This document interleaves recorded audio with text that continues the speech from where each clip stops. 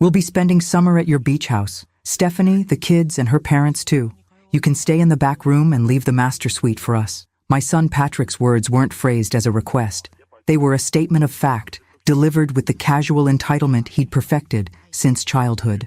I gripped my phone tighter, staring out at the ocean view I'd spent Christopher's life insurance money to wake up to every morning. "The back room?" I repeated, though I'd heard him perfectly. The back room was barely large enough for a twin bed and dresser, originally meant for household help, with no bathroom attached and certainly no view of the turquoise waves that had helped heal my grief these past 6 months. "It makes sense, Mom," Patrick continued, his voice carrying that familiar note of impatience. "There's 5 of us plus Stephanie's parents. You're just one person. Besides, you're always up early. You won't spend much time in there anyway." I closed my eyes, picturing my carefully decorated master suite with its seafoam walls, the reading nook where I'd placed Christopher's favorite chair, and the antique dresser displaying our wedding photo alongside the shell collection we'd started on our honeymoon. "When were you planning to arrive?" I asked, bypassing his logic altogether. "Friday. We'll stay through mid-August. Stephanie needs a break, and the kids are driving her crazy cooped up at home." He paused, then added as if it were an afterthought, "Her parents could use the vacation too. Her dad's blood pressure has been acting up. 3 months. 7 people. My peaceful retirement haven transformed into a crowded vacation rental, with me relegated to servants' quarters. "I see," was all I managed. "Great. Stephanie will text you a grocery list. Make sure you stock up on Drake's energy drinks, and Molly only eats the gluten-free chicken nuggets, the ones in the blue package, not the green." After ending the call, I sat on my porch swing, watching the waves crash against the shore while a different kind of wave, of indignation, frustration, and something that felt suspiciously like rebellion, swelled inside me. "What would you do, Christopher?" I whispered to the salty air. My late husband had always been the buffer between Patrick and me. Kind but firm, Christopher had mastered the art of lovingly holding our son accountable while I tended to cave to Patrick's demands to keep the peace. With Christopher's sudden stroke 18 months ago, that buffer disappeared, and Patrick's expectations had only grown more presumptuous. My phone rang again. Amelia, my daughter from my first marriage, whom Christopher had loved as his own. "Hey, Mom, just checking in. How's the beach house treating you?" I found myself spilling everything to her. Patrick's announcement, the backroom banishment, the 3-month invasion, including Stephanie's parents, whom I barely knew.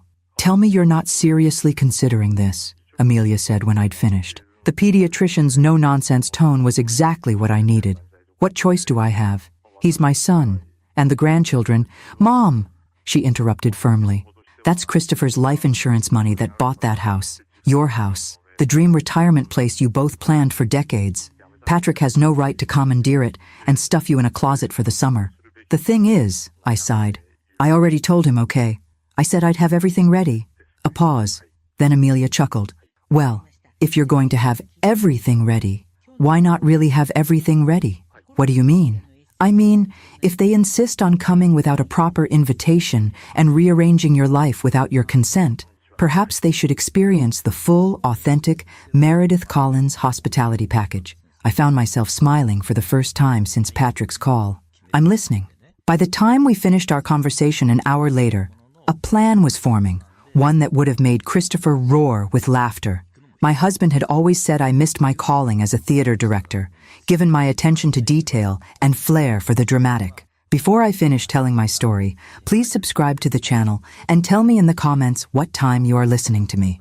The next morning, I walked 2 houses down to visit my neighbor Jorge, a retired music professor who had become a dear friend since I'd moved in. "Jorge," I said, as we pruned his hibiscus bushes together, "I need your professional opinion.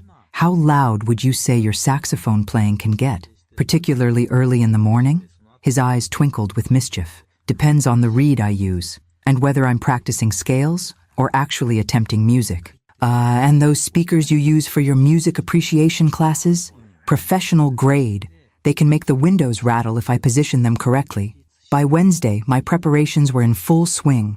I visited every thrift store within 20 miles, made calls to Amelia's college roommate, who now ran a theatrical supply company, and had several earnest conversations with local wildlife control specialists about humane practices. I even signed up for an express delivery membership to ensure certain items would arrive in time.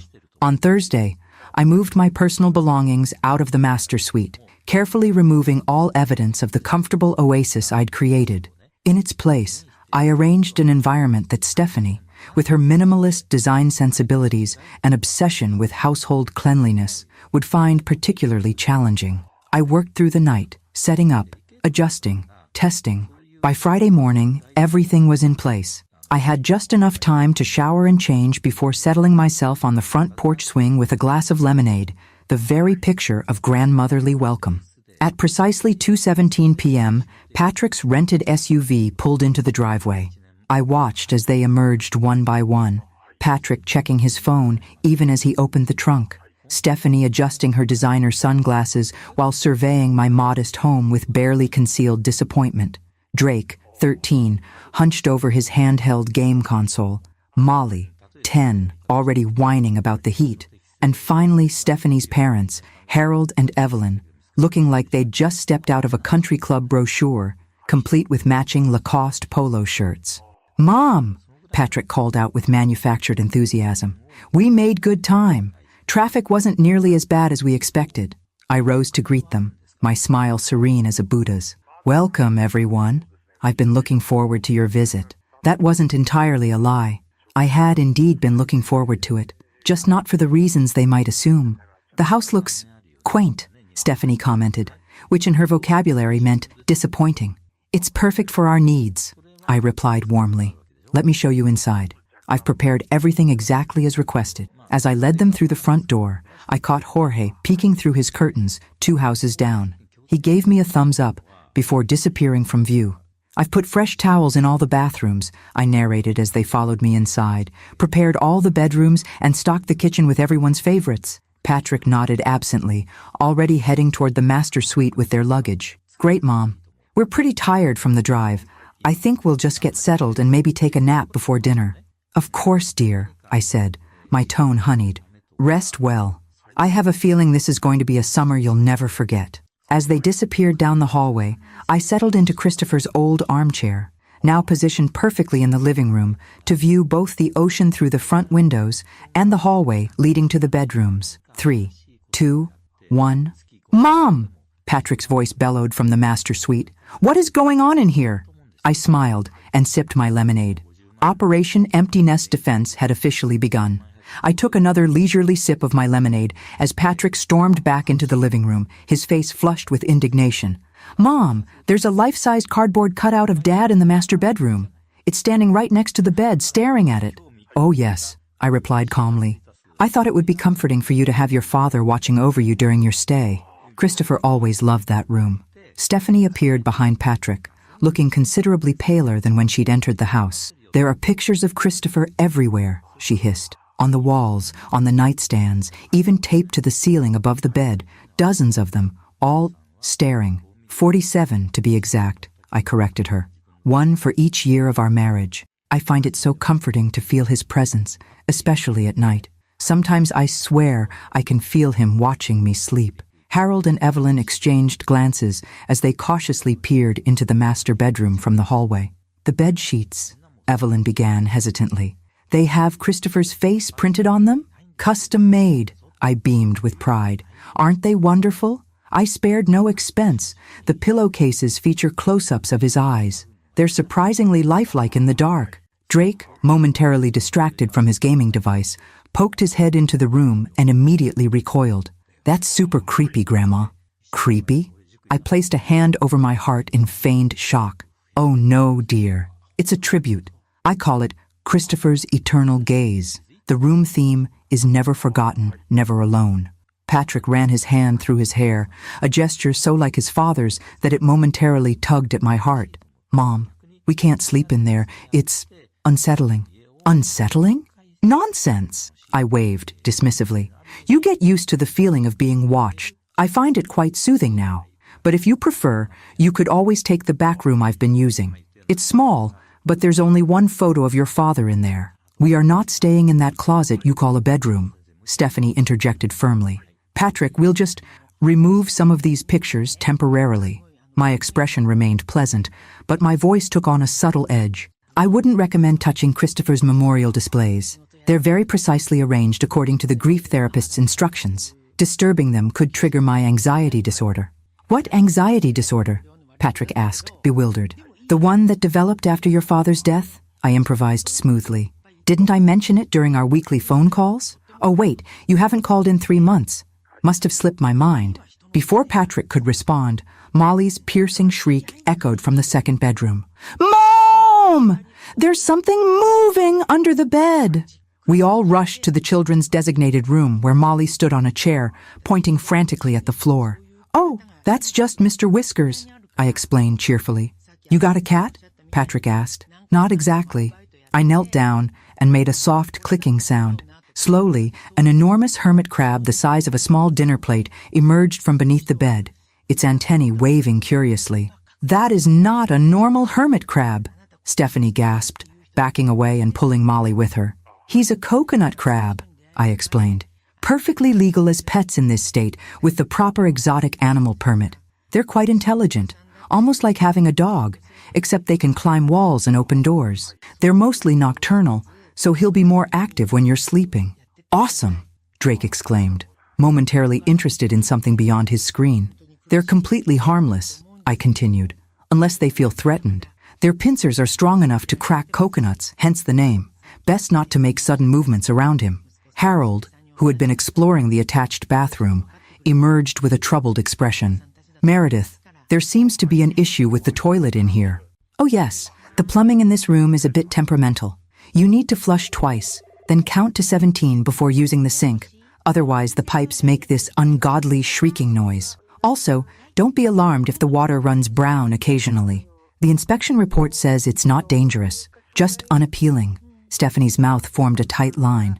And the master bathroom? Does it have temperamental plumbing too? Oh no, I assured her. That bathroom works perfectly.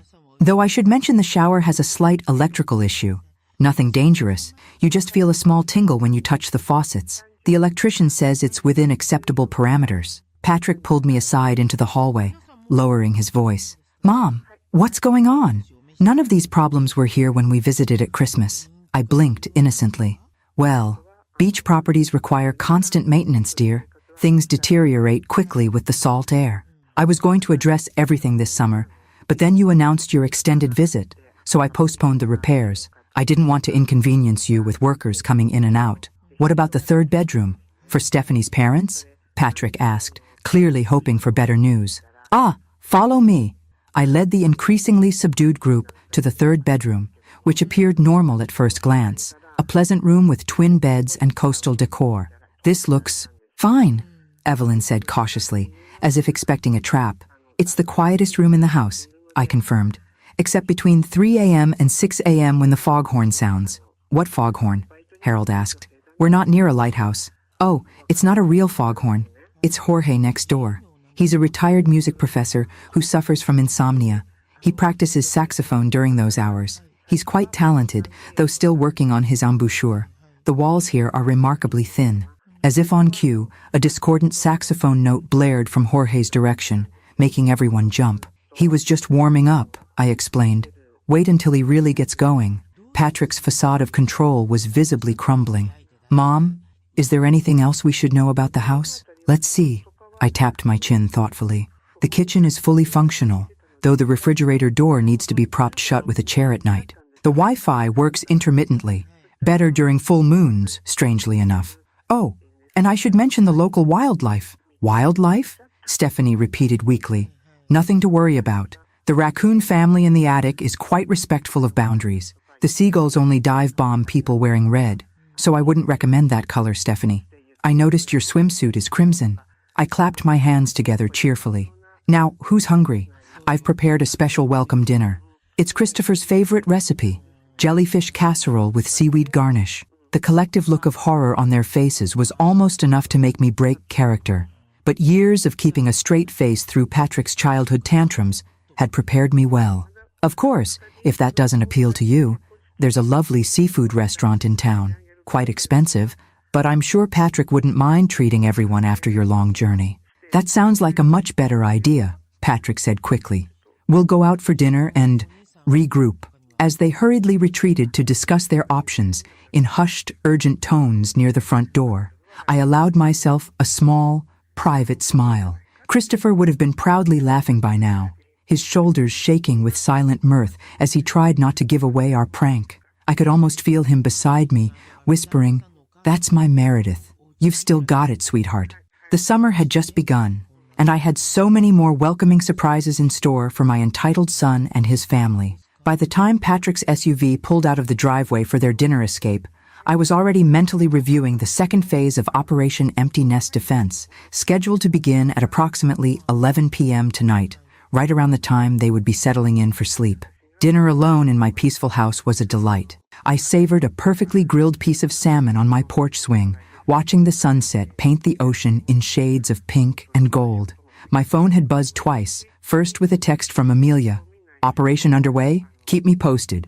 Then with a message from Jorge, "Saxophone warmed up and ready for the midnight concerto. Should I start with scales or go straight to free jazz?" I replied to both, then checked the time. According to my calculations, Patrick and his entourage would return from dinner soon, exhausted from travel and hoping for a good night's sleep before tackling the issues with the house tomorrow. They would be disappointed. At 9:45 p.m., headlights swept across my living room as their rental SUV pulled into the driveway. I quickly settled into Christopher's armchair with a photo album on my lap, adopting the wistful expression of a grieving widow lost in memories. Patrick entered first, his expression caught between irritation and concern. "Mom, we need to talk about—" "Oh, you're back," I interrupted, dabbing at my eyes with a tissue. "I was just looking at these old photos of your father. Did you know he kept every single Father's Day card you ever made him? Even that one from 3rd grade with the macaroni that fell off. He said it was still the thought that counted." Patrick's annoyance visibly deflated, replaced by the awkward discomfort he always displayed when confronted with genuine emotion. "That's nice, Mom, but we really need to discuss the house situation." The rest of the family filed in, looking significantly less enthused than when they'd arrived. Drake was still glued to his gaming device, though the battery indicator was flashing red. Molly trailed behind her mother, whining about being tired. Stephanie's parents maintained their country club composure, but the strain was evident around their eyes. "What did you think of Barnacle Bill's?" I asked brightly, referring to the only seafood restaurant in town known for its excessive prices and mediocre food. "Did you try the shrimp platter? It's their specialty, though I've heard occasional complaints about food poisoning." "Nothing serious. It was fine," Patrick replied tersely. "Mom, about the sleeping arrangements." "Oh, that reminds me," I interjected, checking my watch. "It's almost time for the night sprinklers. I should have mentioned them earlier." "Night sprinklers?" Stephanie echoed. "Yes, for the special nocturnal plants in the garden. They need to be watered only when the moon is out. Something about lunar nutrients. The system runs every 2 hours from 10 p.m. until dawn. The control panel is quite temperamental, so I've learned to live with it." "Can't you turn them off?" Stephanie asked. "I wouldn't recommend it. Last time I tried, it triggered a complete shutdown of the house's electrical system. Took 3 days to reset everything." I shook my head gravely. The joys of modern smart homes. As if on cue, a mechanical whirring started outside, followed by the distinctive sound of water hitting windows. "That's odd," I frowned. "They seem to be aimed at the house tonight rather than the garden. Must be the sea breeze changing their direction." Stephanie moved to the window, her expression darkening as she watched water splashing against the glass. "Those sprinklers are deliberately pointing at the house." "Are they?" I peered over her shoulder with manufactured surprise. "How strange." The landscaper did mention something about the system developing a mind of its own. "Apparently, it's quite common with this model." Harold cleared his throat. "Perhaps we should all turn in." "It's been a long day." "Wonderful idea," I agreed. "Oh, before I forget," I produced a stack of papers from beside my chair. "Here's the house information packet. Emergency numbers, local attractions, and most importantly, the House Quirks cheat sheet." Patrick accepted the papers warily. "House Quirks cheat sheet? Just a few peculiarities you'll want to be aware of," I explained. "For instance, don't use the microwave and toaster simultaneously unless you want to reset the circuit breaker in the crawl space under the house. The ceiling fan in the master bedroom occasionally drops small screws, so I recommend wearing protective headgear at night. And whatever you do, don't flush any toilets during a phone call. It creates some sort of telecommunications interference that results in extremely personal conversations being broadcast through the local marina's PA system. They stared at me in collective disbelief. Also, I continued cheerfully, the local raccoon family I mentioned tends to access the attic around midnight.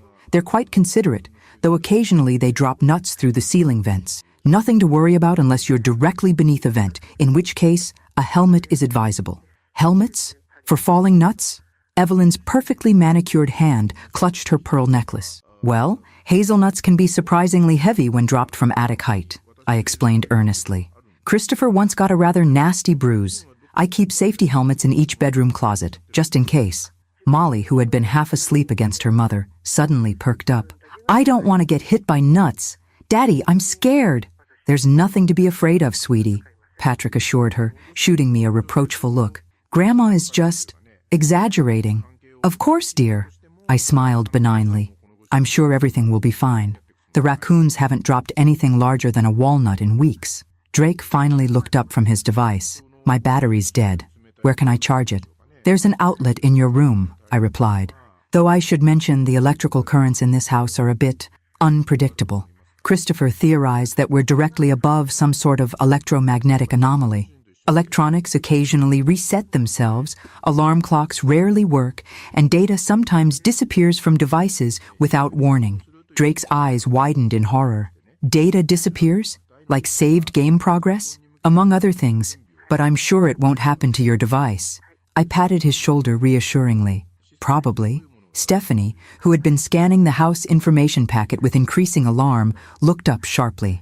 Meredith, this says the water heater only supplies 20 minutes of hot water, followed by a 4-hour recovery period. Yes, an unfortunate limitation of beach properties in this area. I nodded solemnly. That's why I've developed a family shower schedule. I pointed to a chart on the refrigerator. As you can see, the first hot water opportunity begins at 5:30 a.m., with 3-minute slots assigned to each person. 3 minutes? Stephanie looked aghast. That's not enough time to condition my hair. You get used to it, I assured her. I find that singing happy birthday twice while shampooing helps keep track of time. Of course, if you miss your slot, you'll have to wait until 10:30 a.m. for the next hot water cycle. Patrick's forced smile had transformed into an outright grimace. Mom, when were you planning to address these issues with the house? Oh, eventually, I waved dismissively.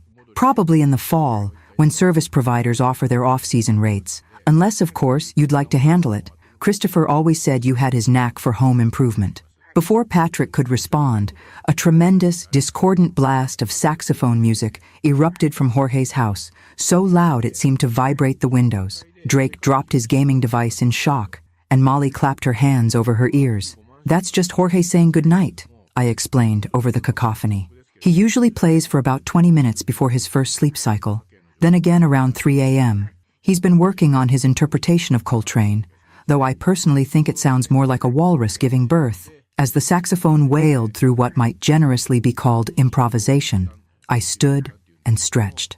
Well, I think I'll turn in. My room may be small, but it's the furthest from Jorge's house, so I can barely hear him with my white noise machine running. Sleep well, everyone. I made my way toward the back room, then turned as if remembering something. Oh, I almost forgot to mention the ghost. 6 pairs of eyes stared at me. Ghost? Patrick repeated weakly. Well, ghost might be an exaggeration. Unexplained nocturnal phenomenon is probably more accurate. Previous owners mentioned something about a tragic drowning in the 1950s. Nothing to worry about. The whispering usually stops before dawn. With that parting gift, I retreated to my modest back room, closed the door, and buried my face in a pillow to muffle my laughter. Through the thin walls, I could hear the urgent, hushed conversation breaking out among my unwanted house guests. This is insane, Stephanie's voice carried clearly. Your mother has lost her mind. She's just adjusting to life without Dad, Patrick defended weakly. Well, I'm not staying in a room with dropping screws, raccoons, and ghosts, Molly wailed. Outside, the sprinklers continued their rhythmic assault on the windows, accompanied by Jorge's enthusiastic saxophone solo. Meanwhile, in my cozy back room, equipped with excellent soundproofing I'd installed weeks ago, I sent a quick update text to Amelia. Phase 1 complete. Targets unsettled. Commencing Operation Midnight Symphony. Christopher would be so proud.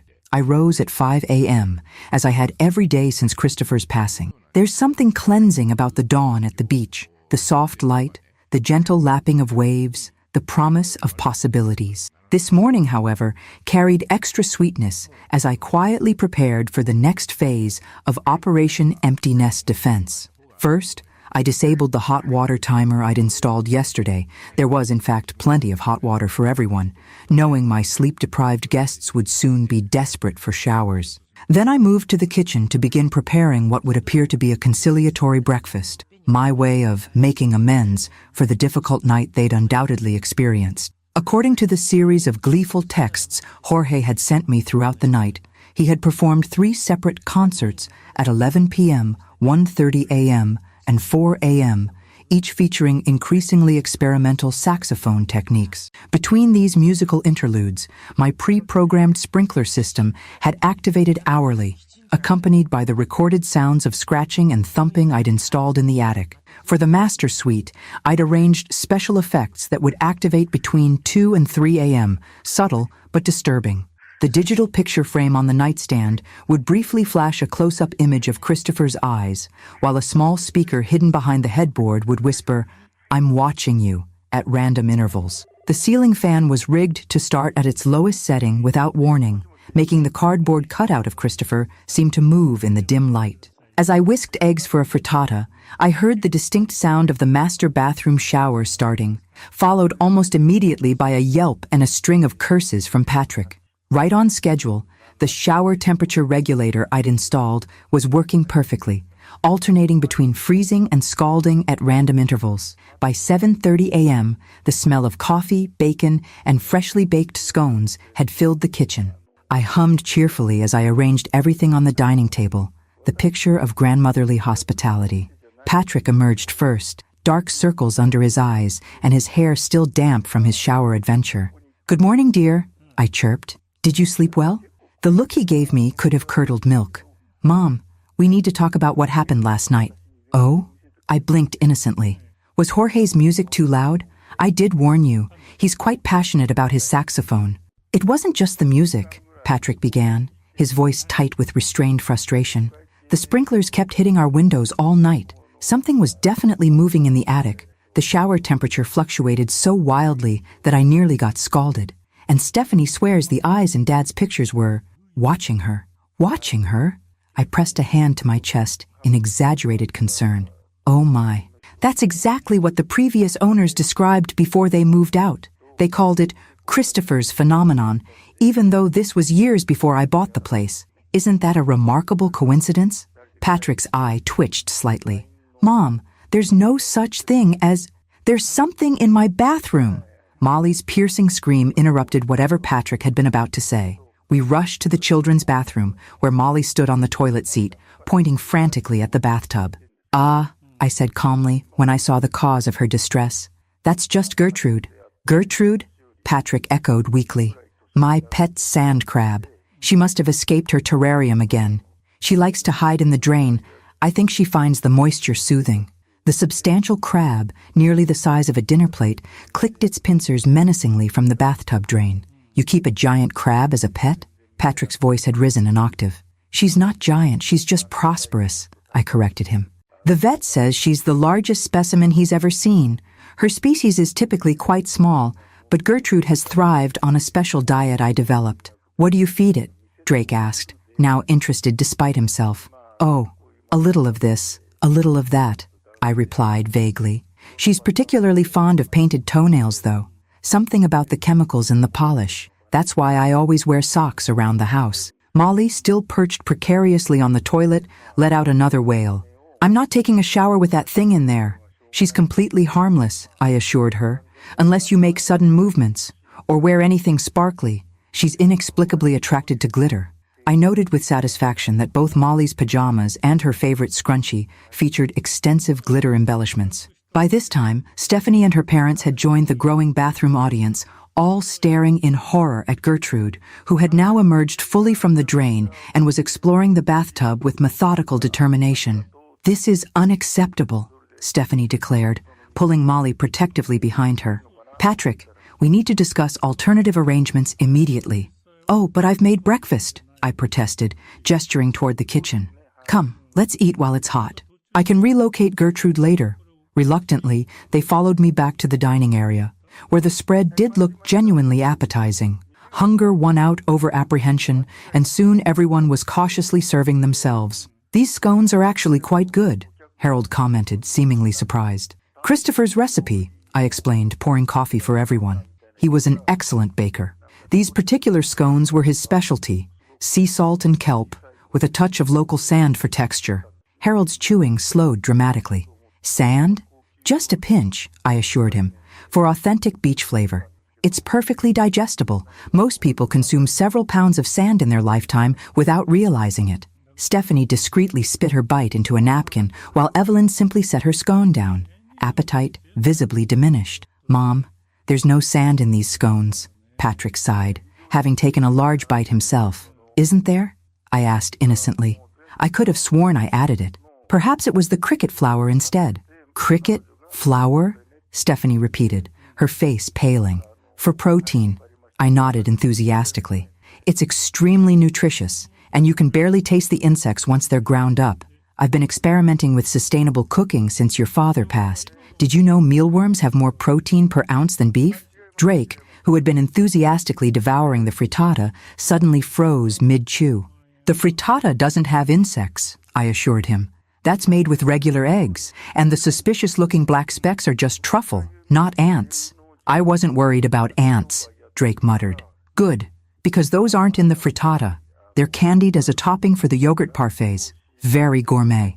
No one reached for the parfaits. "Mom," Patrick said carefully, setting down his coffee cup, "I think we need to address some things about the house. There are clearly issues that need fixing before it's suitable for guests." "Oh?"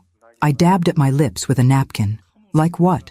"Like the unreliable plumbing, the electrical problems, the wildlife," he listed, glancing toward the bathroom where Gertrude remained at large. "Not to mention the sprinkler system that seems programmed to target the windows specifically."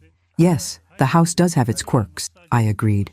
"That's why I was so surprised when you announced you'd be staying for 3 months without asking if it was convenient. I'd planned to have these issues addressed this summer, but with 7 people living here, repairs would be terribly disruptive." Patrick and Stephanie exchanged loaded glances. "Perhaps," Stephanie suggested with forced pleasantness, "we should consider alternative accommodations for the comfort of everyone." "Alternative accommodations?" I repeated, allowing just a hint of hurt to color my tone. "But I've prepared everything for your stay. I even gave up my bedroom, though I admit the back room has grown on me. It's quite cozy, and being near the laundry room means I'm the furthest from Jorge's saxophone solos." "There's a lovely resort about 20 minutes up the coast," Evelyn interjected, clearly seeing an escape route. "Perhaps we could look into their availability." "The Seabreeze Resort?" I brightened. "What a wonderful idea! They have excellent amenities. Though I should warn you, it's quite expensive during the summer season. But I'm sure that's not a concern for you all." Patrick shifted uncomfortably. I knew perfectly well that 3 months at the Seabreeze would cost a small fortune, especially with 7 people. "We'll look into options," he said non-committally. "Of course, dear. Whatever you think is best." I rose to clear the barely touched breakfast dishes. "Oh, I almost forgot.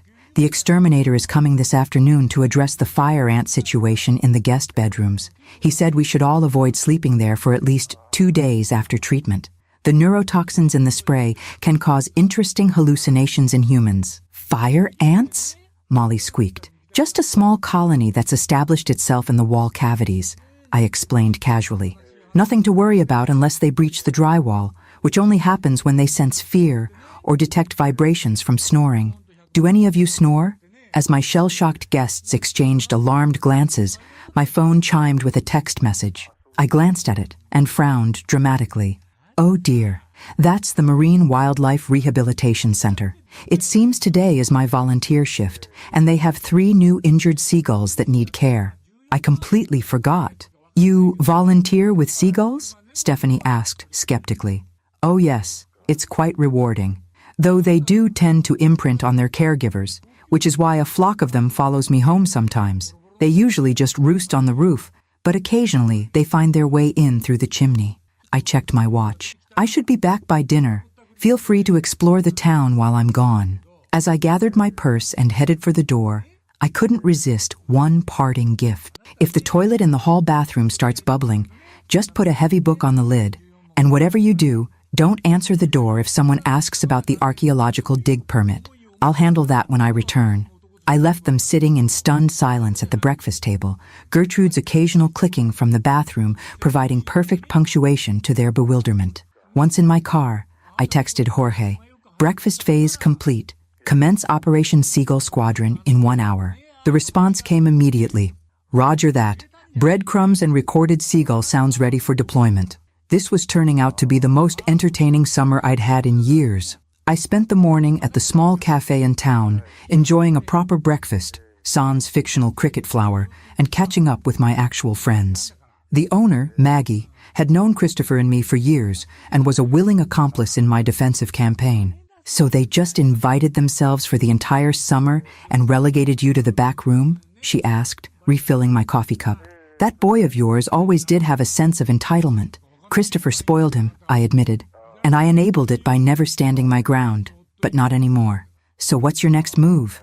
Maggie leaned in conspiratorially.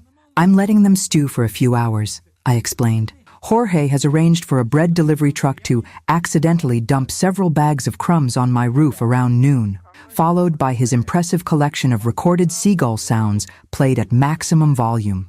Maggie's laughter drew curious glances from other customers. Meredith Collins, "Who knew you had such a devious streak?" Christopher would be howling with laughter. He always appreciated a good practical joke, I agreed, feeling a familiar pang of loss softened by fond memory. "Remember when he convinced the entire town council that the beach was being invaded by mutant horseshoe crabs? With those fake shells he carved. I'd forgotten about that." Maggie wiped tears of mirth from her eyes. "Well, your secret's safe with us. The whole town's on your side in this one." Around 2 p.m., I decided it was time to check on my house guests. As I pulled into my driveway, I was greeted by the magnificent sight of at least 30 seagulls circling my roof, diving occasionally toward the scattered breadcrumbs, while Jorge's professional-grade speakers emitted convincing seagull attack cries. The rental SUV was gone, suggesting Patrick and his entourage had fled the scene. Perfect. This would give me time for the next phase of preparations. Inside, the house showed signs of hasty departure. Half-empty coffee cups, a child's sweater draped over a chair, Stephanie's designer sunglasses forgotten on the counter. I sent a quick text to Jorge, thanking him for his excellent seagull soundtrack, then got to work. The master bedroom needed refreshing after last night's haunting. I replaced the Christopher cutout with a new version, this one with articulated arms that could be positioned in different poses. I added several more framed photos, strategically placing them so they seemed to watch the bed from every angle. The pièce de résistance was a small motion-activated speaker hidden in the air vent that would play Christopher's signature whistle whenever someone walked past. In the children's room, I released 6 harmless but impressively large hermit crabs I'd borrowed from my friend at the Marine Center. Each wore a tiny, glittery bow on its shell, making them particularly attractive to a 10-year-old girl with a fondness for sparkly things. I programmed their terrarium to open automatically around midnight. For Stephanie's parents' room, I took a subtler approach. I simply adjusted their bed to have a barely perceptible tilt, just enough to make them feel slightly off balance all night without being able to identify why. I also replaced their regular pillows with ones that would slowly deflate throughout the night. The common areas received special attention too. I scattered several realistic-looking rubber insects in strategic locations, under the coffee maker, in the dish cabinet, nestled among the towels. I replaced the regular light bulbs with ones that would gradually dim and brighten at random intervals. And I prepared a special welcome-back surprise involving the air conditioning system and a bottle of my most pungent essential oil, Eau de Low Tide. By 4 p.m., I was ready for their return. I settled into Christopher's chair with knitting needles and an unidentifiable project that was essentially a tangle of yarn, adopting the appearance of a harmless elderly woman pursuing a quaint hobby. The sound of tires on gravel announced their return. I heard car doors slamming, followed by Patrick's voice issuing instructions in a tone that suggested he was attempting to rally troops for battle. The front door opened, and my son entered first, his expression determined. "Mom, we need to talk," he announced, the rest of his family filing in behind him, looking sunburned and frazzled. "Oh, you're back," I exclaimed with manufactured delight. "How was your outing? Did you visit the lighthouse? The tour guide there is excellent, though he does tend to focus rather heavily on the tragedy of 1879. All those poor souls lost at sea. Some say you can still hear their cries during the full moon." "We didn't go to the lighthouse," Patrick said firmly. "We've been discussing the situation and we've come to a decision." "A decision? How exciting!" I continued knitting my incomprehensible yarn creation. "I've made a decision too. Fish stew for dinner. Christopher's special recipe. He used to say the secret ingredient was patience, but between us, it's actually fermented shrimp paste. Creates quite an authentic aroma." Stephanie stepped forward, her carefully maintained composure visibly strained. "Meredith, while we appreciate your hospitality, we've decided to make alternative arrangements for our stay." "Alternative arrangements?" I repeated, allowing just a hint of disappointment to color my tone. "We've booked rooms at the Seabreeze Resort," Patrick explained, clearly bracing for my reaction. "Just for a week to start. The house is clearly not in the condition we expected." I set down my knitting and gave them my best wounded expression. "Is this because of Gertrude? I've relocated her to the garden hose box. Or is it the ghost? I found that leaving out a small glass of whiskey at night really helps keep Christopher's spirit calm." Patrick and Stephanie exchanged glances, clearly trying to determine if I genuinely believed my late husband was haunting the house. "It's not any one thing, Mom," Patrick said carefully. "The house needs work, significant work, before it's suitable for an extended family stay." "I see," I said softly, looking down at my hands. "And when will you be leaving?" "This evening," Stephanie answered, unable to fully hide her relief. "We've already packed most of our things." "So soon? But I haven't even had a chance to show the children how to feed the bat colony in the attic," I lamented. "They're particularly active at this time of year due to the mating season." Molly's eyes widened in horror. "Bats? There are bats?" "Just a small colony," I assured her. "Completely harmless fruit bats. Though they do tend to get tangled in long hair." I glanced meaningfully at Molly's ponytail. "Nothing a good pair of scissors can't fix if one gets stuck." "We'll be leaving in 30 minutes, Stephanie announced firmly, placing protective hands on Molly's shoulders. "Children, finish packing your things. Harold, Evelyn, can you help with the luggage?" As the family scattered to collect their belongings, Patrick lingered, studying me with a mixture of exasperation and dawning suspicion. "Mom, is something going on that I should know about?" he asked. "The house wasn't like this at Christmas, and you've never mentioned a pet crab or bats or ghost whiskey before." I blinked innocently. "Goodness, Patrick, what are you suggesting? That I've deliberately made my home inhospitable to drive away my own family? What kind of mother would do such a thing?" "I didn't say—" "After all," I continued, my voice trembling slightly for effect, "it's not as if you announced your plans to occupy my house for 3 months without asking, or informed me I'd be relegated to the maid's quarters while you and Stephanie took over the master suite that I decorated with such care after your father died. No son would be that inconsiderate to his widowed mother." Patrick had the grace to look uncomfortable. "When you put it that way, it does sound presumptuous, does it?" I asked mildly. I hadn't noticed. We stared at each other for a long moment, a silent battle of wills. For perhaps the first time since he was a teenager, Patrick was the first to look away. "The resort has a 2-bedroom suite available next week," he finally said. "It has an adjoining single room that would be perfect for you, if you'd like to join us there. We'd cover the cost, of course."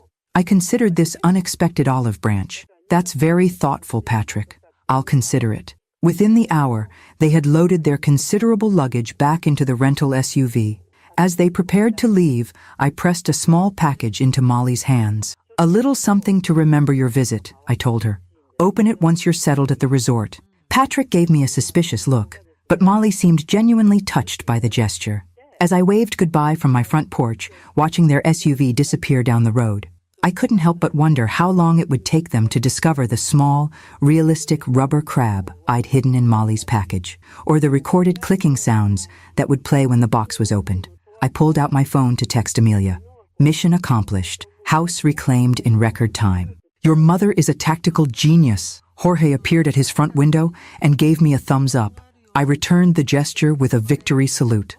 That evening, I moved my belongings back to the master suite, removed the fake Christopher cutout, and restored the room to its peaceful, normal state. The bathroom had abundant hot water, the shower temperature remained perfectly consistent, and no eyes watched me from the picture frames.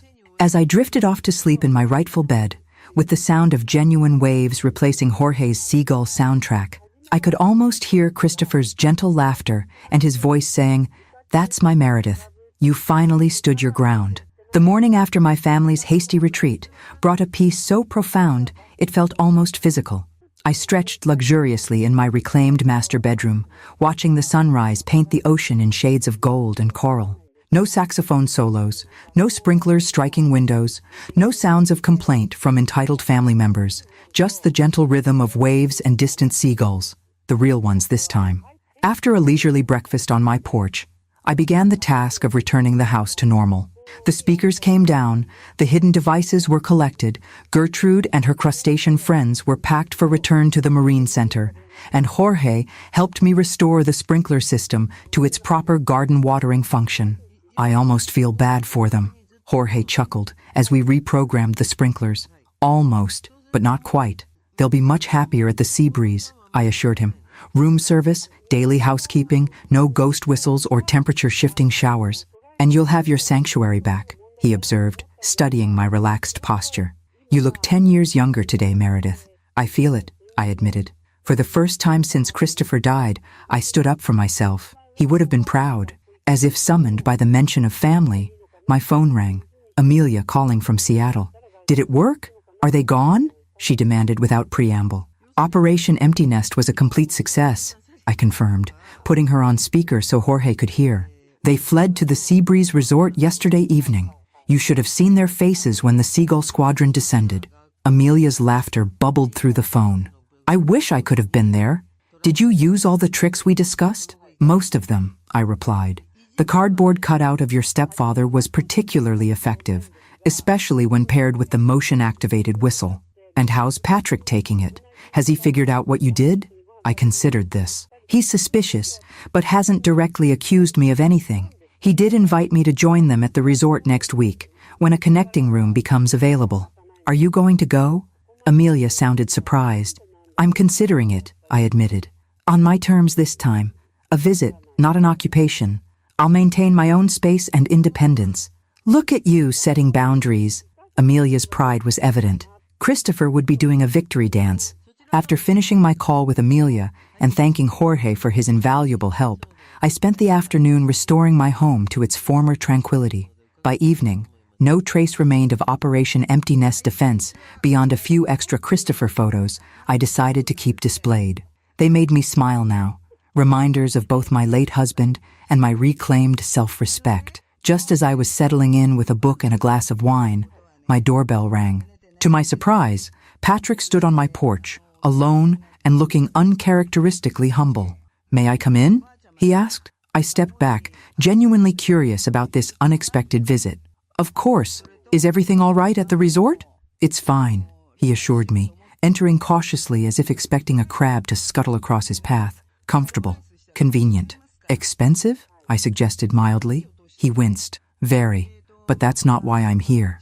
I led him to the living room, noting how his eyes darted suspiciously to corners and ceilings, searching for hidden threats or surveillance. "The house looks different," he observed. "Does it? Less haunted." I smiled innocently. "I've never found it haunted, just full of memories." Patrick settled uncomfortably on the sofa, the same one where he'd sat yesterday planning his escape.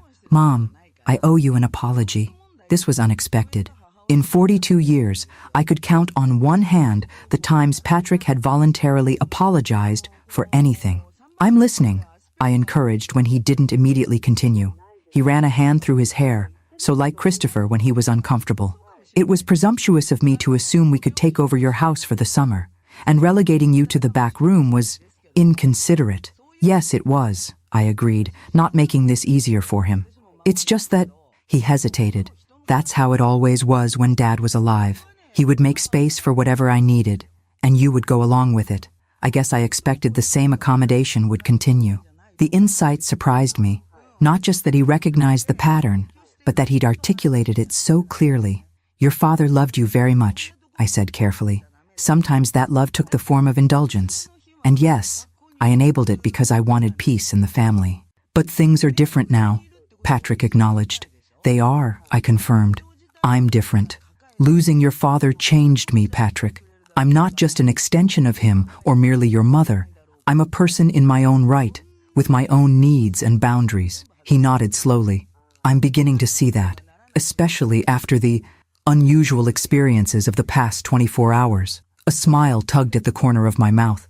The house does have its quirks.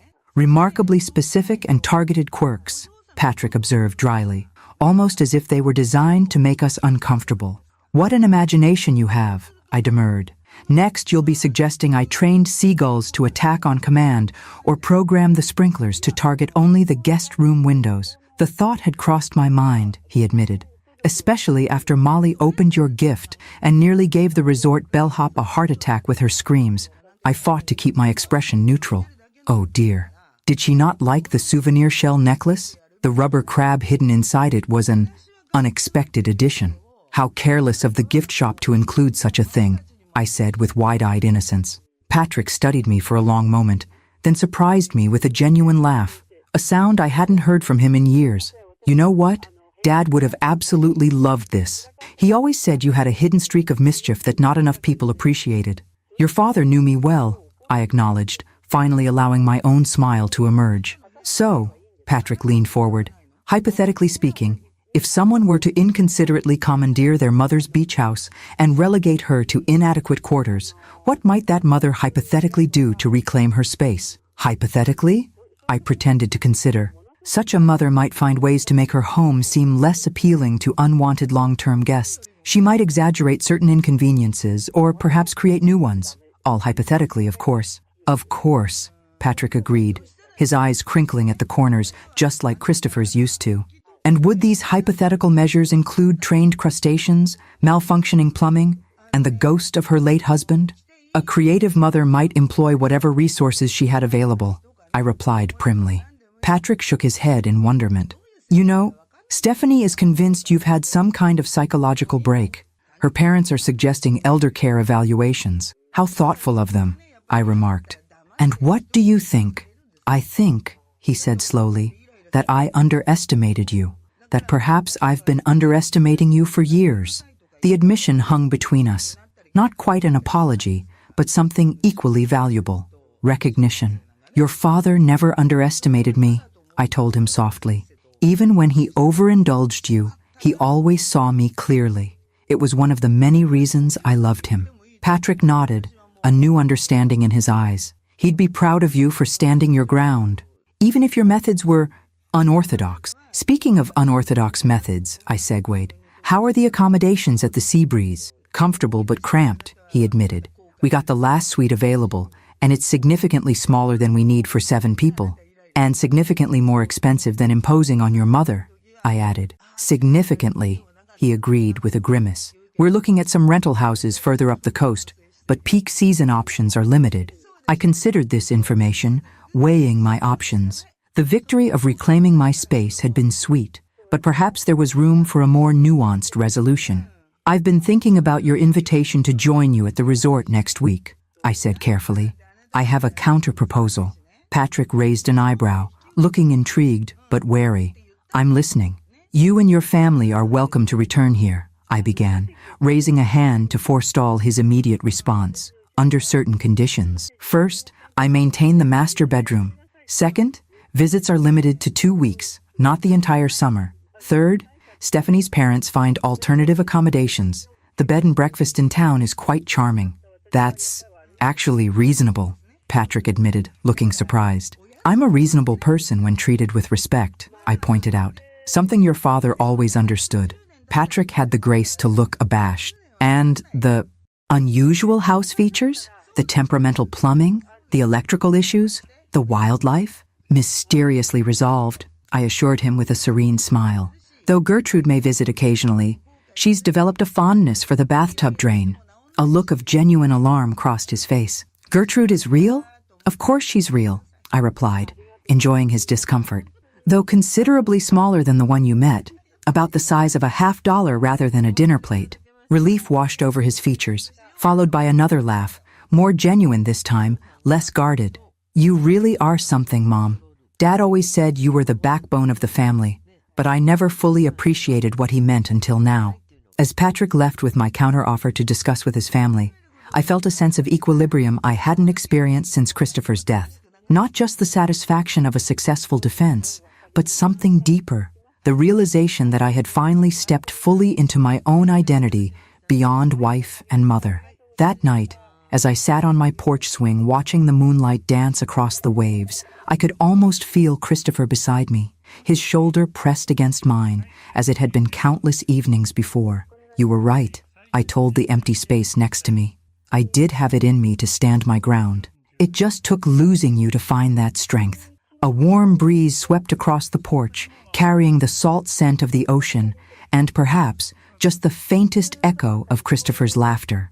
3 days after Patrick's unexpected visit, my phone rang with a call from the Sea Breeze Resort. I answered with deliberate casualness, though I'd been anticipating this contact since proposing my counteroffer. "Hello? Mom, it's Patrick. We've discussed your proposal." "Oh?" I kept my tone neutral, resisting the urge to point out that they were now negotiating for access to a house they had previously attempted to commandeer.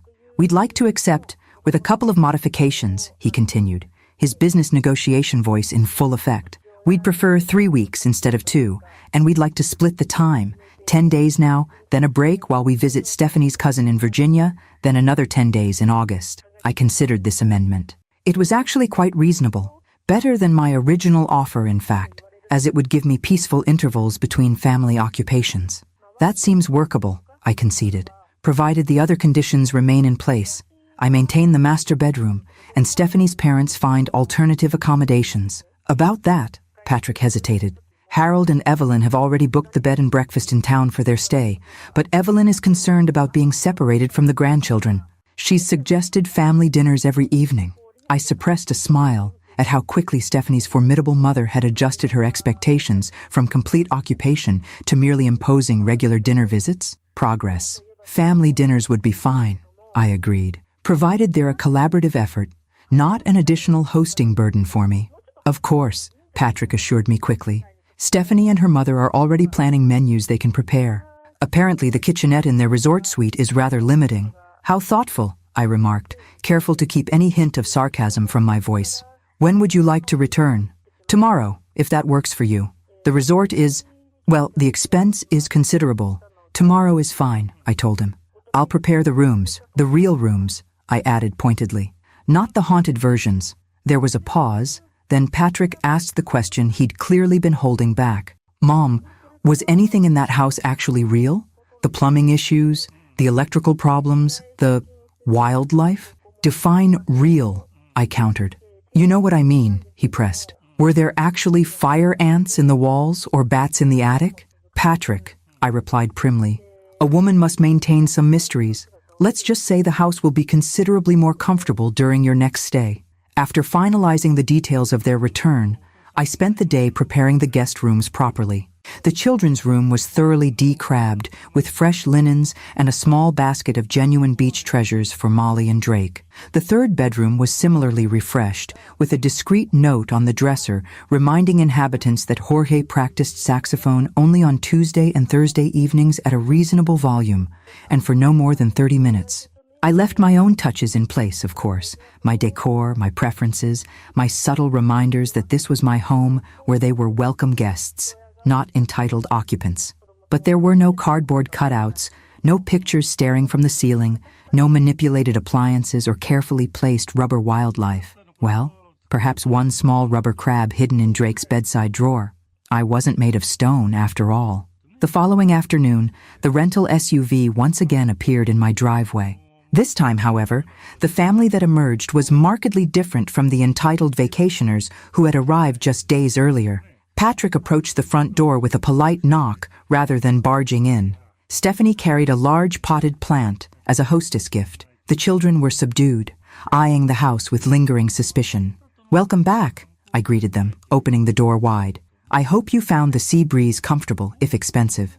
It was very nice, Stephanie offered with careful politeness. But we're looking forward to more space here. Thank you for having us, Meredith. The formality between us was almost comical, like diplomatic relations being cautiously reestablished after an international incident. I've prepared the blue and yellow guest rooms, I informed them.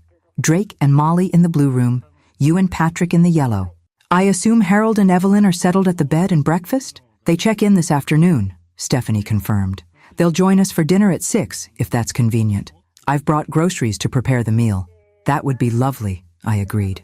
I'll help, of course. As they carried their luggage to the guest rooms, I observed their cautious movements, the way they surveyed each space before fully entering, checking corners and drains for unexpected wildlife.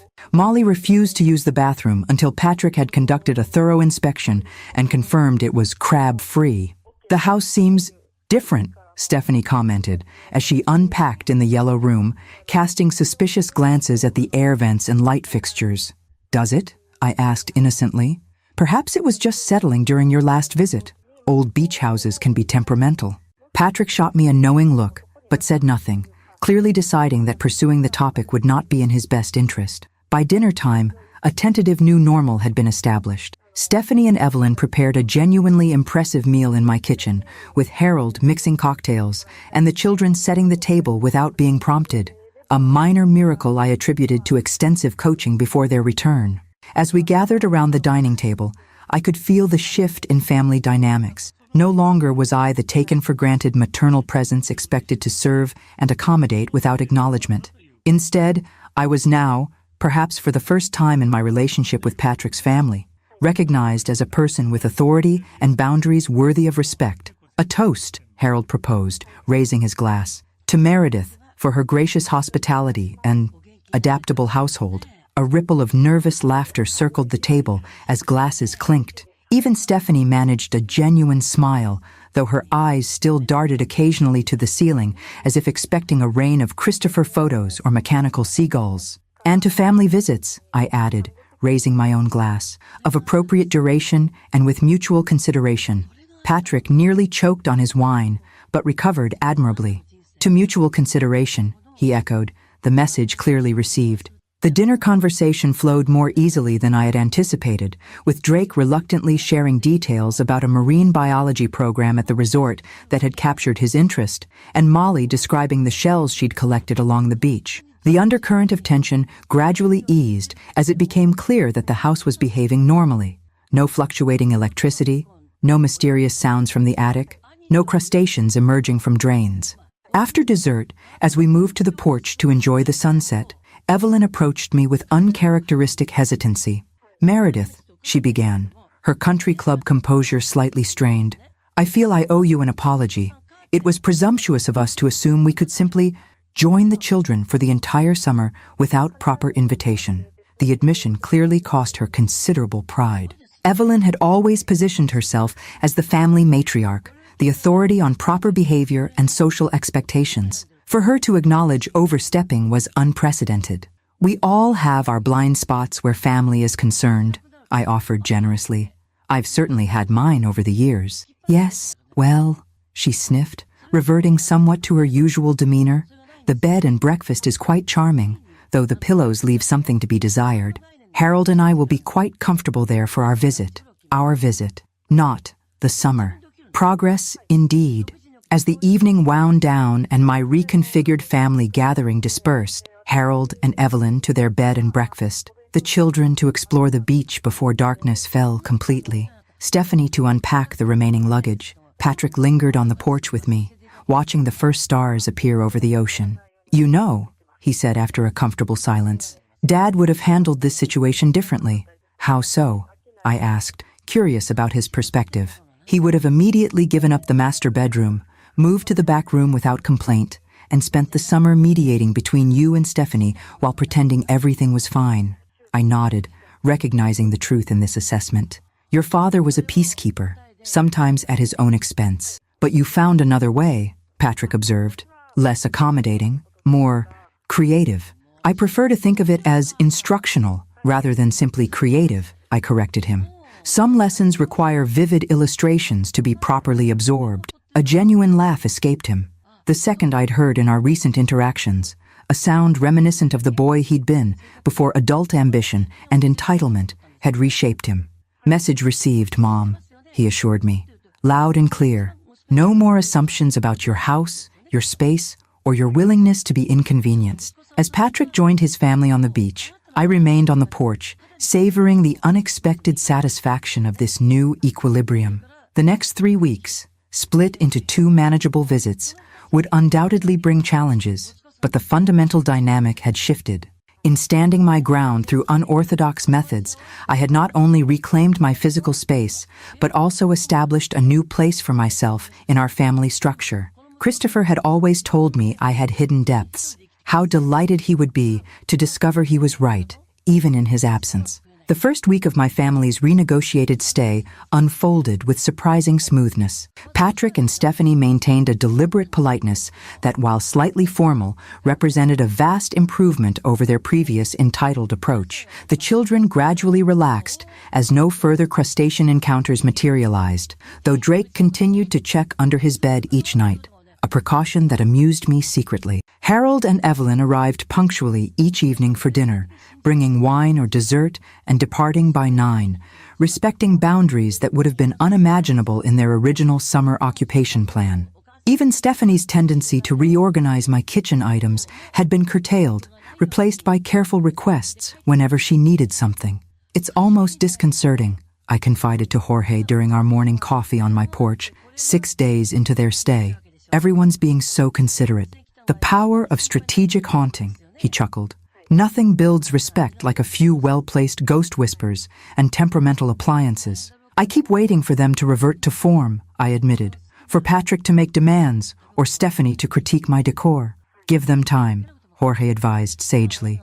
"Old habits die hard, but new ones can form with proper motivation. And you provided extremely effective motivation." That afternoon, as I returned from my Tai Chi class on the beach, I found Patrick alone in the house, working on his laptop at the dining table. "Where is everyone?" I asked, setting down my yoga mat. "Stephanie took the kids to some seashell art class at the resort," he replied, closing his computer. "She thought it might be good for them to have a creative outlet that doesn't involve screens." I raised an eyebrow at this uncharacteristic parenting choice. Stephanie typically preferred activities that photographed well for social media rather than those with genuine educational value. "That sounds wonderful," I commented. "And unlike her," Patrick smiled ruefully. "She's been doing some thinking since our abrupt departure and return. We both have." "Oh?" I kept my tone neutral, though I was genuinely curious. "Mom, can we talk?" Patrick gestured to the chair across from him. "Really talk, without the diplomatic dancing we've been doing all week?" I settled into the indicated seat, intrigued by this unexpected opening. "I'm listening." Patrick ran a hand through his hair, so like his father when gathering difficult thoughts. "When Dad was alive, he managed all the relationship logistics in our family. He was the buffer, the translator, the mediator." "He was," I agreed. "Your father had a gift for smoothing rough edges.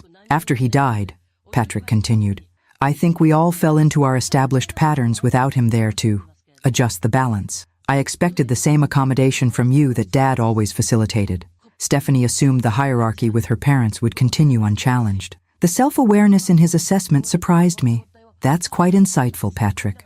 I've had some time to reflect," he admitted, "particularly after being driven from your house by what I now strongly suspect was an elaborate psychological operation worthy of military intelligence." I maintained an expression of polite interest, neither confirming nor denying. "The thing is," he continued, "I never really saw you apart from Dad. You were always a unit in my mind, with him as the voice and you as the support system." The description stung slightly with its accuracy. I had indeed allowed Christopher to be our primary family representative, comfortable in the supporting role that came naturally to me. "That wasn't your father's doing," I clarified. "It was a dynamic we both participated in. Christopher was naturally outgoing, and I preferred operating behind the scenes.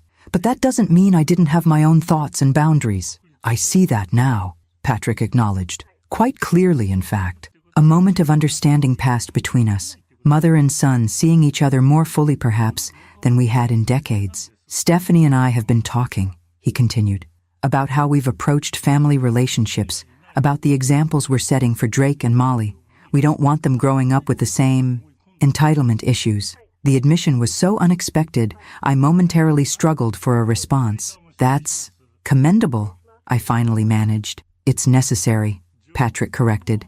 Watching how Stephanie's parents interact with the world, the constant expectations of special treatment, the inability to consider others' needs, I'm starting to recognize those same patterns in us, and in the kids, particularly Molly. I thought of my granddaughter's typical behavior, the whining demands, the expectation of immediate gratification, the difficulty sharing attention or resources. Molly does have rather firm expectations, I acknowledged diplomatically. She's a spoiled brat, Patrick stated bluntly, and that's on us. We've given her everything without requiring appreciation or consideration. Drake's heading down the same path, just more quietly with his face buried in a screen. This level of parental self-awareness was unprecedented from my son and daughter-in-law, who typically defended their children's behavior as spirited or strong-willed, rather than acknowledging any problematic patterns. What brought on this revelation? I asked, genuinely curious. Patrick's lips twitched with reluctant amusement. Honestly? Watching Molly's complete meltdown at the resort when she discovered the rubber crab in your gift? It wasn't just normal 10-year-old dramatics. It was a full-scale emotional collapse over a minor surprise. Stephanie and I realized we were looking at our future if we didn't change course. I felt a twinge of guilt about using my granddaughter as an object lesson, quickly followed by the satisfaction of knowing my tactical crab deployment had catalyzed some genuine family reflection. Parenting is a continuous recalibration, I offered. Your father and I certainly made our share of mistakes. Like indulging my every whim? Patrick suggested wryly. Among others, I acknowledged with a small smile. Though in our defense you were quite persuasive even as a child. You could present a case for a new toy or later bedtime with the precision of a courtroom attorney. A skill I've apparently passed to Molly without the accompanying lessons in restraint and consideration. He sighed. Which brings me to a favor I'd like to ask. Oh? Would you be willing to spend some one-on-one time with the kids during this visit? Not as the indulgent grandmother, but as the woman who just orchestrated an elaborate tactical haunting to teach her adult son about boundaries. I think they could benefit from your perspective. The request caught me completely off guard. Patrick and Stephanie had always carefully managed my interactions with their children, preferring brief, heavily supervised visits that maintained their parental authority. This invitation to influence their development represented a seismic shift in our family dynamic. I'd be happy to, I said carefully. What did you have in mind?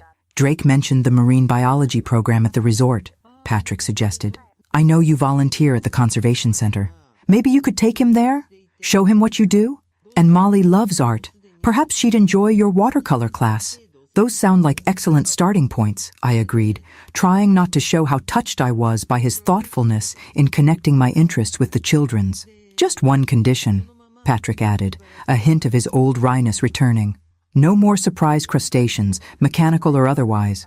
I don't think Molly's nervous system can handle another shock. I'll restrict myself to conventional grandmother activities, I promised solemnly, though I make no guarantees about what the Marine Center volunteers might show them. Jorge's grandson works in the touch tank area and has a particular fondness for sea cucumbers that excrete defensively when handled. Patrick's laugh, genuine and unguarded, echoed his father's so clearly it momentarily tightened my throat with memory and loss. But the ache was softer now, tempered by the growing connection with the son sitting across from me.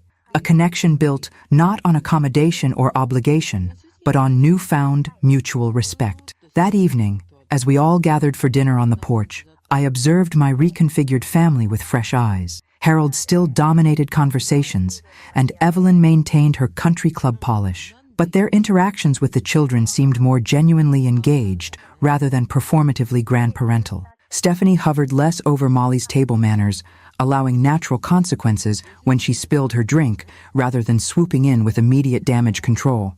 Small shifts, but meaningful ones. Perhaps Operation Empty Nest Defense had yielded unexpected dividends beyond merely reclaiming my physical space. As the ocean breeze carried the scent of salt and distant rain, I lifted my glass in a silent toast to Christopher, whose absence had ultimately forced us all to rebuild our family relationships on more authentic foundations. Sometimes, the most meaningful renovations begin with necessary demolition.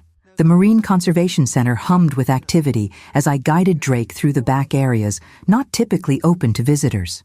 As a longtime volunteer, I had access to the rehabilitation tanks and research facilities that fascinated my 13-year-old grandson far more than the public touch pools and educational displays. "This is Walter," I explained, stopping at a tank where a large sea turtle swam with the aid of a custom-made prosthetic flipper. He was caught in a boat propeller 3 months ago. The team here designed and 3D printed this attachment to help him balance until he adapts to swimming with 3 natural flippers. Drake, who had been largely silent during our drive to the center, moved closer to the tank, genuine interest displacing his usual bored expression. "How does it stay on?" he asked, studying the attachment. "That's the clever part," I replied, signaling to Maya, the center's rehabilitation specialist, who approached with a tablet displaying the design schematics. "It's a biomechanical interface that uses natural muscle movement to secure the prosthesis without restricting blood flow or causing abrasion," Maya completed, handing the tablet to Drake. The design took 6 iterations to perfect. To my surprise, Drake engaged immediately with the technical details, asking thoughtful questions about materials, buoyancy adjustments, and growth accommodation. Maya, impressed by his questions, spent nearly 30 minutes explaining the center's work with injured marine life and the technology they employed. "We have an internship program for high school students," she mentioned, as we prepared to continue our tour. "Something to consider in a couple of years, if your interest continues." Drake nodded. His usual non-committal teenager shrugged, noticeably absent. "That would be cool. Way better than the business camp Dad keeps talking about." "Business camp?" I inquired as we moved toward the Seabird rehabilitation area. "Yeah, some executive leadership program for teenagers at his company. Sounds completely boring." Drake's tone carried the disdain only a 13-year-old can perfect. "Dad wants me to follow his career path, but I'd rather do something that actually matters." The revelation surprised me. Patrick had never mentioned these specific career expectations for Drake, though I'd noticed his tendency to steer conversations toward business and finance whenever Drake expressed interest in science or nature. "Your grandfather was a numbers person too," I said carefully, "but he always appreciated work that made a tangible difference. He would have loved this place." "Really?" Drake glanced at me with unexpected interest. "Dad always talks about Grandpa's financial planning and investment strategies, not sea turtles." "Your grandfather contained multitudes," I smiled. "His accounting skills paid the bills, but his passion was solving practical problems. He built a wheelchair ramp for our elderly neighbor using recycled materials before accessibility was widely discussed. He designed a specialized feeding system for injured birds at a wildlife sanctuary near our first home." "Dad never mentions that stuff," Drake observed. "People often reduce those they love to simplified versions that fit their own narratives," I replied. "Your father admired the financial security your grandfather created for our family. That's the part of Christopher he chose to emulate and remember. But there were many other dimensions to the man I married." As we continued through the facility, I shared more stories of Christopher's practical problem-solving and environmental interests, aspects of his grandfather Drake had never heard about from Patrick. With each anecdote, I watched my grandson's perception of his family legacy expand beyond the narrow financial success narrative he'd been given. By the time we left the center 3 hours later, Drake had signed up for the center's youth volunteer program and was clutching brochures about marine biology career paths. "Don't mention the internship thing to Dad yet, okay?" he requested as we drove home. "He'll just give me the whole speech about impractical career choices and the importance of business fundamentals." "Your secret is safe with me," I assured him, "though you might be surprised by your father's reaction." "People can evolve when given the opportunity." Drake shot me a skeptical look. "Like Dad's suddenly going to be cool with me wanting to design prosthetics for sea turtles instead of becoming a marketing executive?" "Stranger things have happened," I replied enigmatically, thinking of the significant shifts I'd already witnessed in Patrick since our house-haunting adventure. Change often comes from unexpected directions. 2 days later, it was Molly's turn for grandmother time. Unlike Drake's science expedition, our outing was a simple watercolor class on the beach, taught by my friend Maggie, who specialized in capturing the coastal landscape with loose, impressionistic techniques. Molly initially approached the activity with trepidation, her confidence in structured academic settings not translating to the more fluid creative process. "I can't do it right," she fretted after her first attempt at capturing the shoreline resulted in bleeding colors and indistinct shapes. "It doesn't look like a real beach. Watercolor isn't about exact replication," Maggie explained gently. "It's about capturing feeling through color and movement. There's no right way to do it. But I want mine to be the best one," Molly insisted, casting competitive glances at the other students' work. "Art isn't a competition, sweetheart," I told her, recognizing the perfectionist streak she'd inherited from both parents. "It's expression. Your beach can be however you experience it.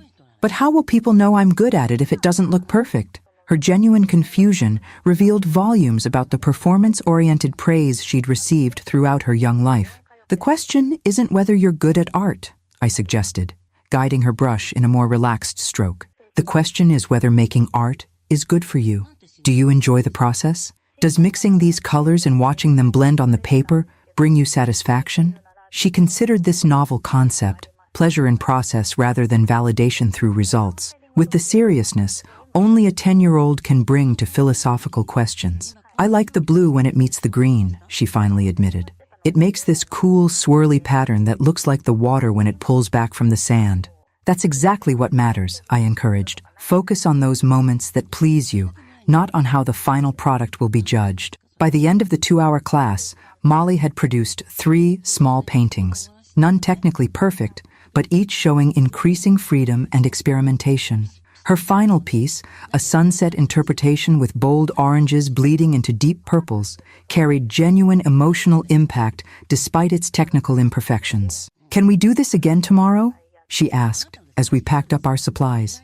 "I want to try capturing the waves when they crash. I think I need more white for the foam part." "We certainly can," I agreed, touched by her enthusiasm. "And perhaps we could frame your sunset painting to hang in your room at home? A reminder of your beach vacation. Could we put it somewhere everyone can see it?" she asked hesitantly. "Even if it's not perfect?" "Especially because it's not perfect," I assured her. "The most interesting art shows the artist's journey, not just their destination." As we walked back to the house, Molly's paint-splattered hand in mine, I realized I was forging connections with my grandchildren that had never been possible during our previous, tightly managed family gatherings. Patrick and Stephanie's decision to allow me unfiltered access to Drake and Molly had created space for genuine relationship building, not just performative grandparenting. That evening, as I helped Molly mat her sunset painting for display on the living room wall, I caught Patrick watching us with an expression I couldn't quite interpret, something between surprise and wistfulness. "She hasn't stopped talking about the watercolor class," he commented later as we cleaned up after dinner. "I've never seen her so excited about something that didn't come with a competitive ranking or external validation." "Children respond to authentic engagement," I replied. "Molly has a natural eye for color and movement. Drake has an impressive grasp of mechanical design principles. They're both discovering parts of themselves beyond academic achievement or social performance. Parts we haven't necessarily nurtured," Patrick acknowledged quietly. "Too focused on measurable outcomes and college application building blocks." "You were the same way at their ages," I reminded him. "Always taking apart mechanical things to see how they worked, always asking about natural processes. Your father used to say you had an engineer's mind trapped in a future businessman's career path." Patrick looked startled. "Dad said that? He always seemed so supportive of my business interests." "He supported whatever path you chose," I clarified, "but he also recognized aspects of your curiosity and creativity that your career path didn't fully engage. That's why he involved you in his home improvement projects and restoration work, to nurture those parts of you." As understanding dawned in Patrick's eyes, I recognized another small bridge being built across the gap that Christopher's death had left in our family, not just between me and my grandchildren, but between Patrick and the fuller understanding of his own father's legacy. Sometimes, the most important inheritances aren't financial at all. The next morning dawned clear and bright, perfect for my planned excursion with Drake to the Marine Conservation Center. To my surprise, he was already awake when I entered the kitchen, sitting at the table with a bowl of cereal and, Most shocking of all, no electronic device in sight. "Morning, Grandma," he mumbled around a mouthful of breakfast. "Dad said we're going to see weird ocean stuff today."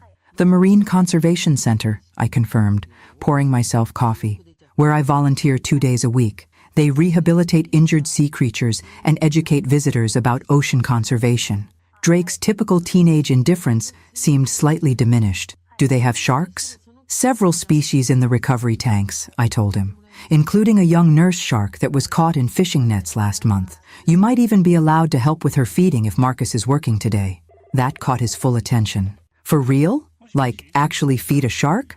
"Marcus is very good at assessing which visitors can be trusted with such responsibilities," I said carefully. "He looks for people who can follow instructions precisely and remain calm around the animals." Drake sat up straighter, a hint of determination replacing his usual slouch. "I can do that." The transformation continued as we drove to the center, with Drake asking increasingly specific questions about marine life and conservation efforts. By the time we arrived, he had abandoned all pretense of adolescent disinterest, practically bouncing with anticipation as I signed us in at the volunteer desk. "Mrs. Collins, welcome back," Marcus greeted me with a warm smile. "And you've brought a helper today?" "My grandson Drake," I introduced. "He's interested in your shark rehabilitation program." Marcus studied Drake with the same assessing look he gave all potential volunteers. "Ever worked with marine life before, Drake?"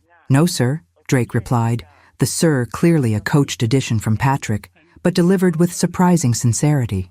"But I'm a quick learner, and I'll follow all safety protocols." Marcus's eyebrows rose slightly at the formal response. "Well then, let's get you both some volunteer badges and start with orientation." What followed was one of the most remarkable transformations I'd witnessed in my grandson. The boy, who typically couldn't focus on anything beyond a screen for more than 5 minutes, spent 3 hours in complete absorption, measuring water quality parameters, preparing specialized feed for different species, and ultimately, under Marcus's careful supervision, helping to feed the juvenile nurse shark. "She likes you," Marcus observed as the shark accepted food from the feeding stick Drake cautiously extended into the tank. "Mako here is usually suspicious of new people." Drake's face glowed with a pride I'd never seen before. Not the artificial confidence of beating a video game level, but the genuine satisfaction of earning trust from a living creature.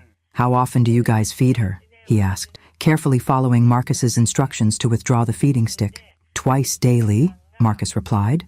"We're short-staffed on Thursdays if you're interested in a regular volunteer position. With your grandmother as supervisor, of course," he added with a nod to me. Drake turned to me, eyes wide with an unspoken question. "We're only here for another week this visit," I reminded him gently. "But we'll be back for 10 days in August. Perhaps we could arrange something then?" "That would be awesome," Drake breathed, turning back to the shark tank with newfound purpose. On the drive home, Drake was uncharacteristically communicative, describing each aspect of the experience in detail and asking thoughtful questions about marine conservation. When I mentioned that several of the center's programs were funded by donations and volunteer efforts, he fell silent for a moment. "I get an allowance," he said finally. "It's probably not enough to help much, but maybe I could, I don't know, donate some of it? For Mako's food or something?" The suggestion, so at odds with the materialistic focus his parents had always encouraged, caught me by surprise. "That's very thoughtful, Drake," I told him sincerely.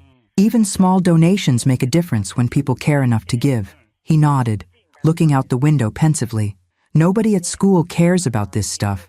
It's all about having the newest phone or the coolest shoes. But that shark, she almost died because someone left fishing nets in the water. That seems way more important than having the latest whatever." The insight from my 13-year-old grandson, previously obsessed with status symbols and screen time, rendered me momentarily speechless. "Your grandfather would have agreed with you completely," I finally said. "He believed in finding purpose beyond possessions." "Dad says Grandpa Chris was really smart about stuff like that," Drake replied. "He said he wishes he'd paid more attention to his advice when he was younger." This glimpse into Patrick's private reflections with his son touched me deeply. Perhaps my son was doing more soul-searching than I'd realized. When we arrived home, Drake immediately sought out Patrick to share his experience, his voice animated in a way I hadn't heard since he was a much younger child. "And Grandma knew everyone there," he concluded his breathless recounting.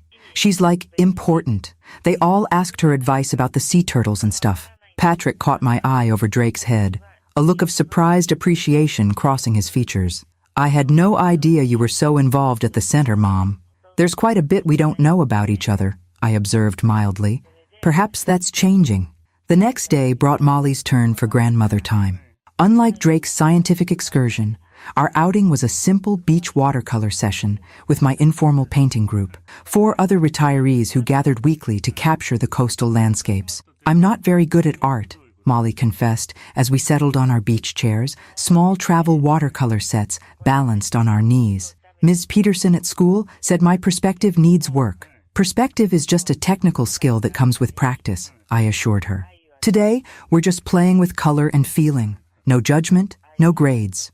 The concept of creating without evaluation seemed foreign to my performance-oriented granddaughter. Stephanie had always emphasized achievement over enjoyment, enrolling Molly in competitive dance, gymnastics, and music lessons since preschool. But how will we know if it's good? She pressed. We won't concern ourselves with good, I explained. We'll focus on satisfying instead. Does the process feel engaging? Does the result please your eye? That's success in this context. Molly's brow furrowed as she considered this unfamiliar metric. Beside us, my friend Dorothy, a retired art therapist, nodded approvingly at my approach. Art is conversation, not performance, Dorothy added gently.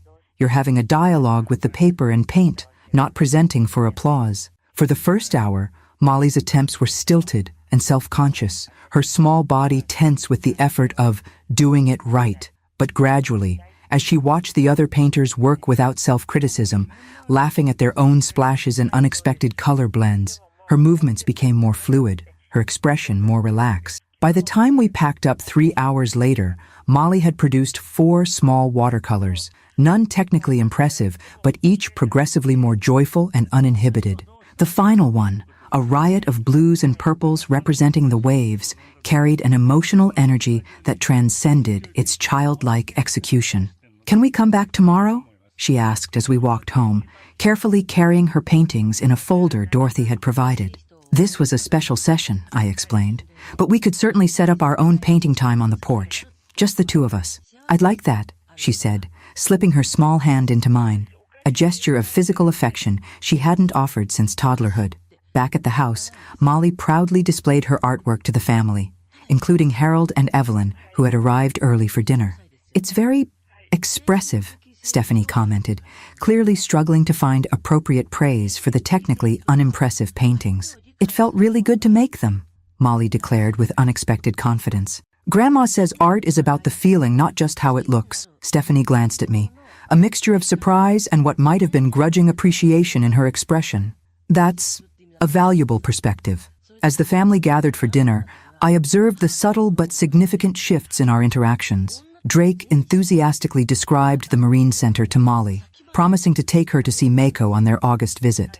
Patrick engaged Harold in a conversation about conservation funding that managed to navigate their political differences without the usual tension. Even Stephanie and Evelyn seemed less focused on appearances, allowing Molly to serve dessert despite her slightly messy technique. Small changes, but meaningful ones, like the first brush strokes on a blank canvas or the initial water quality adjustments for an injured shark, these were the essential foundations for something potentially transformative.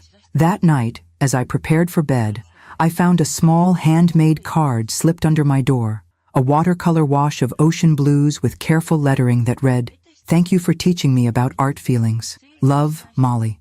I placed it on my nightstand, beside Christopher's photo, a tangible symbol of new connections forming in the wake of necessary disruptions. The last days of my family's initial visit passed in a blur of beach excursions, shared meals, and the gradual easing of long-established tensions. Drake made 2 more visits to the Marine Center, returning each time with increasingly specific knowledge about shark rehabilitation. Molly and I established a daily watercolor ritual on the porch, her brushwork growing more confident with each small painting. Even Stephanie had unbent enough to join us for one session, producing a technically precise but emotionally restrained seascape that prompted a thoughtful conversation about perfectionism. On their final morning, as Patrick loaded the SUV for their drive to Virginia, I observed my family with a sense of quiet amazement. The entitled vacationers who had arrived expecting to commandeer my house for the summer bore little resemblance to the people now preparing to depart. Drake carefully packed his marine biology books and the journal Marcus had given him to record observations. Molly organized her watercolor kit with newfound respect for the materials. Even Stephanie moved through the house with consideration, restoring each room to its original state rather than leaving a wake of disorder for me to address. "We'll see you in 3 weeks," Patrick reminded me as he closed the trunk. "August 12th, as agreed. I'll have your rooms ready," I promised. The real rooms, not the haunted versions. His lips twitched with suppressed amusement. "I appreciate that, though I'm keeping the rubber crab Molly found as insurance." "A wise precaution," I acknowledged solemnly. As the family gathered for final goodbyes, Harold and Evelyn joining us from the bed and breakfast where they'd spent their stay, I was surprised by the genuine warmth of their embraces. Drake's gangly teenage hug lingered longer than usual. Molly pressed a final watercolor into my hands, a family portrait of sorts, with colorful blobs representing each of us standing before a blue ocean backdrop. "It's all of us at your house," she explained earnestly. "See, that's you in the purple shirt, and that's me holding my paintbrush, and there's Drake talking about sharks." "It's beautiful," I told her, meaning it despite the childlike execution. "I'll frame it for the living room." Most surprising was Stephanie's farewell, a careful hug followed by an unexpected admission. "This visit turned out very differently than I expected, Meredith. In a good way. Thank you for everything." The deliberate vagueness acknowledged our unspoken understanding about Operation Empty Nest Defense without directly referencing it, a diplomatic choice that showed more self-awareness than I'd previously credited her with possessing. As the SUV pulled away, Jorge emerged from his house to join me on the porch, watching the departing vehicle with undisguised curiosity. "So, the invaders have retreated," he observed. "Temporarily, at least. How was the occupation?" "Surprisingly successful," I admitted. "The negotiations yielded better terms than I expected." "No further need for tactical saxophone deployments, then?" I laughed. "I think conventional diplomacy will suffice for the August visit, though I'm keeping your number on speed dial, just in case." The 3 weeks between visits passed in a pleasant rhythm of my own making. Volunteer shifts at the Marine Center, watercolor sessions with my beach group, quiet dinners with Jorge and other friends from town. I even attended a jazz concert with David, the literature professor I'd been cautiously getting to know before my family's arrival. The freedom to structure my days without accommodation or explanation felt like a luxury, one I'd earned through boundaries rather than capitulation. I did make certain preparations for my family's return, though none involving cardboard cutouts or temperature-shifting showers. Instead, I stocked art supplies for Molly, arranged additional volunteer opportunities for Drake at the Marine Center, and researched local activities that might appeal to everyone's emerging interests, rather than just Stephanie and Evelyn's shopping preferences. When August 12th arrived, the SUV that pulled into my driveway contained a family subtly transformed by the weeks since our last interaction. Drake's gaming device remained tucked away as he eagerly pointed out coastal features to his sister. Molly clutched a sketchbook filled with practice drawings from her Virginia visit. Even Patrick and Stephanie seemed more relaxed, less concerned with appearances and status than I'd ever observed. "Welcome back," I greeted them, holding the door open. "How was Virginia?" "Educational," Patrick replied with meaningful emphasis. "Stephanie's cousin Roger has 4 children who are not permitted screens of any kind during family gatherings. It was an adjustment for our 2. Dad made us play board games every night," Drake reported, his tone suggesting this primitive entertainment had proven surprisingly acceptable. "And we had to talk to actual people at meals." "The horror," I commented dryly. "It was weird at first," he admitted. "But Roger's kids know all these card games, and his daughter Emily is really into marine biology too. She's volunteered at the Virginia Aquarium since she was 14. Interesting, I thought. A peer with similar interests but different values had made more impact in reinforcing Drake's new passion than any number of parental lectures could have achieved. Stephanie joined us in the entryway, looking somewhat more casual than her usual carefully curated self. "Meredith, the house looks lovely. Thank you for hosting us again." The genuine warmth in her voice suggested the Virginia visit had indeed been educational for the adults as well as the children. Patrick had mentioned that Roger was a successful corporate attorney like Stephanie's father, but with decidedly different priorities regarding work-life balance and conspicuous consumption. Perhaps seeing an alternative model of success had prompted some reconsideration. As they settled into their rooms, the same ones they'd occupied during their previous stay, minus any hauntings or wildlife, I observed the subtle but significant differences in their behavior. They moved through my house with respect rather than entitlement, recognized boundaries without requiring enforcement, and genuinely engaged with the environment rather than merely occupying space. That evening, as we gathered on the porch for dinner, Molly presented me with a gift, a framed collage of watercolor postcards she had created during their Virginia stay. "I practiced every day," she told me proudly. "Aunt Karen, that's Mom's cousin's wife, she used to teach art, and she showed me some techniques. See how the waves have more movement in this one? Your progress is remarkable," I told her sincerely, noting the genuine improvement in her brushwork. "You've developed your own style." Patrick caught my eye over his daughter's head, his expression conveying silent gratitude for the creative spark our painting sessions had ignited.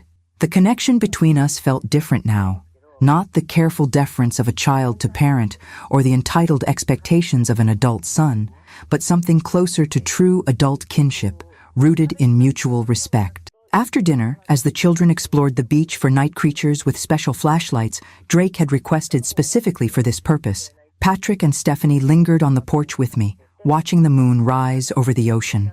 "We've been thinking," Patrick began, his tone suggesting careful consideration rather than impulsive decision-making, "about holidays this year. Traditionally, we've hosted at our house, with your obligatory day-before visit that never quite allowed you to be part of the actual celebration."